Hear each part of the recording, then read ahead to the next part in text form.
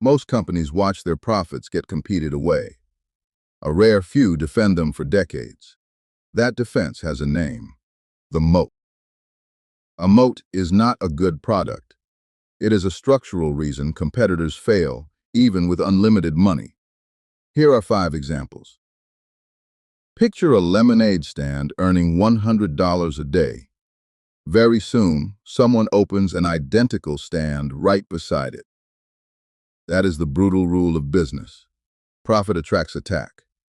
Every good idea gets copied, undercut, and squeezed until the profit disappears.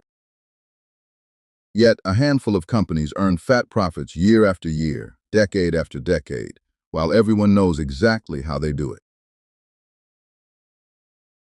Nobody copies them successfully. Not startups, not giants with billions. Something structural is in the way: the moat. Today, 5 real companies, 5 different moats. And at the end, a simple test you can run on any business you are considering. By the way, none of this is about charts or timing. It is about one question: what protects the profit? Visa runs a network effect. Billions of cards work at over 100 million merchant locations, and each side makes the other more valuable. Every new shop that accepts the card makes the card more useful. Every new cardholder makes accepting it more urgent. The loop feeds itself. Now imagine launching a rival card. You need millions of shops before anyone wants it, and millions of cards before shops care. That chicken and egg wall is the moat. A rich attacker can build the technology in a year. The network takes decades. The result: roughly 60 cents of every revenue dollar becomes operating profit. Margins like that survive only when nobody can attack them. And the numbers show it. Roughly 60 cents of every dollar becomes operating profit. That only survives behind a wall. Network effects are the strongest moat on this list. When they work, the winner does not just lead the market. The winner is the market. Score for durability: 5 out of 5. Breaking this moat means changing how the whole world pays. Not quickly. Microsoft sells switching costs. Around 450 million workers live inside its tools, and leaving costs more than staying. Think about what leaving actually means for a company. Retrain every employee, rebuild every workflow, migrate decades of files, systems, and habits. The alternative software could even be better and cheaper. It usually does not matter. The pain of switching outweighs the saving. That is the trick of switching costs. The moat is not in the product. The moat is in the customer's own cost of leaving. Notice how different this is from a consumer app. You can abandon a photo app tonight. A corporation cannot abandon its infrastructure. Each year digs the moat deeper. More files, more integrations, more people trained. Time works for the incumbent. The risk? Platform shifts. When the rules change, switching costs reset, and challengers finally get their opening. Score: 4 out of 5. Immensely durable in normal times, vulnerable in the rare moments the whole platform changes underneath. Coca-Cola sells a brand. Sugar water is a commodity, yet in over 200 countries, people happily pay extra for this exact label. Anyone can make cola. Supermarkets sell their own for half the price. Chemically, the difference is close to nothing. And still, over 60 cents of every sales dollar survives as gross profit. People are not paying for liquid. They are paying for certainty. A century of advertising bought what rivals cannot manufacture. An automatic feeling attached to a red label, everywhere on earth. That is what a brand moat is. Not fame, pricing power. The test is simple. Can you charge more for the same thing? Fame without pricing power is worthless.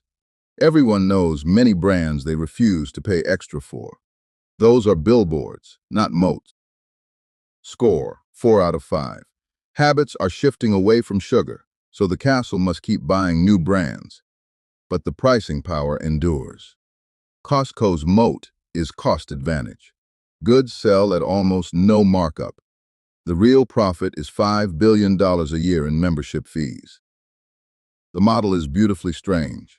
Sell products at roughly 3% margins, close to cost, and charge people for the right to enter. Competitors face an impossible choice.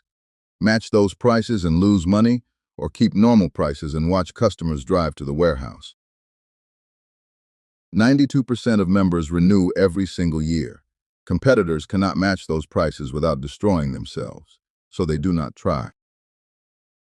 Scale feeds the moat.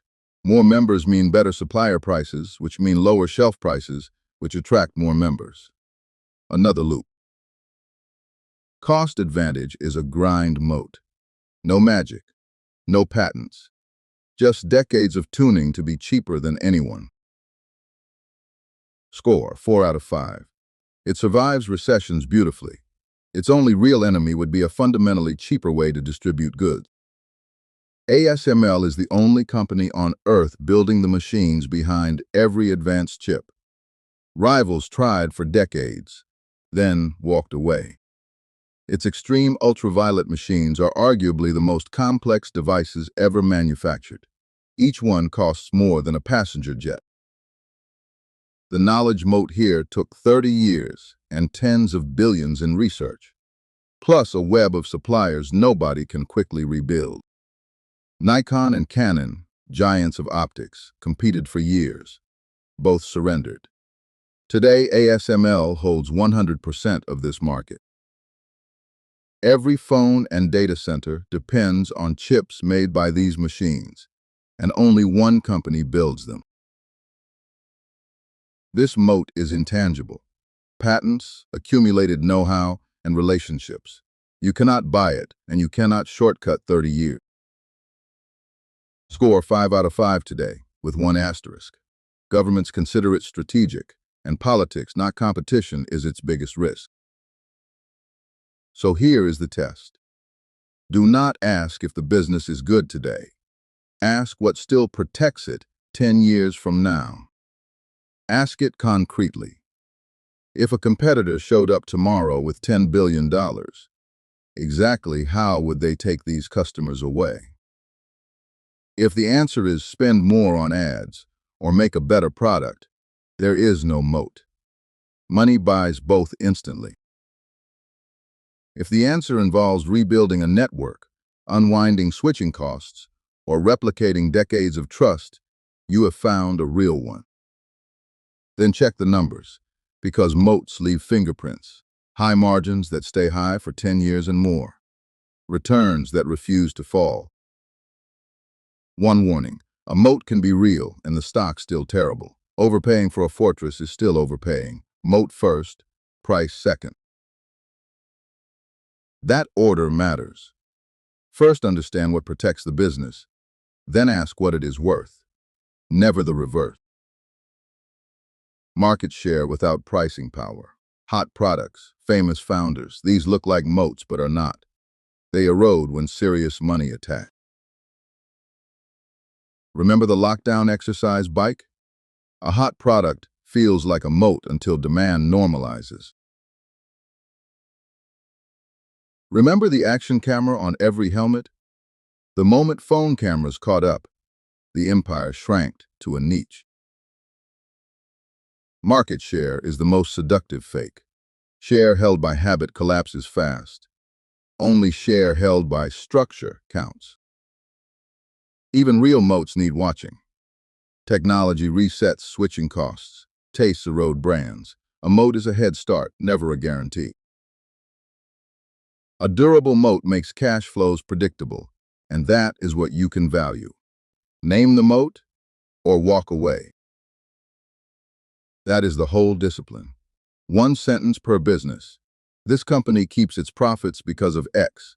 If X is fuzzy, pass. Next time, the graveyard of fake moats. 4 companies the world called unstoppable, and the one pattern behind all 4 collapses.